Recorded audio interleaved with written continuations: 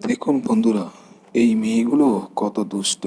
তাদের নিজের ব্যাগগুলো ফেলে দিয়ে যখন তুলতে গেল ছেলেটা, তখন তাকে একটা থাপ্পড় দিয়ে দিল। এবার বুঝতে পারেন এই মেয়েগুলো কত শতান।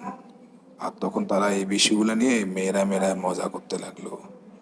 তখন আরেকটি ছেলে অপর পাশ থেকে আসতে লাগলো, আরেকটি মেয়েগুলো তাকে ইপ্রিজিং করার জন্য। কিন্তু দেখেন তারপরে ঘটনাটা কি হয়। তখন এই মেয়েটি জাদু দেখাবার নাম করে ছেলেটির সাথে যা করলো। ছেলেটিও তাকিয়েছে, ছেলেটিকে সাথে একটা ফান করলো। আবার তারা মজা করতে লাগলো। এবার ছেলে চিন্তা করতে লাগলো, আচ্ছা ঠিক আছে, তো তোকে এবার আমি একটা ব্যবস্থা দিচ্ছি। তখন ডাক দিতে লাগলো মেয়েদেরকে, এদিকে আসো।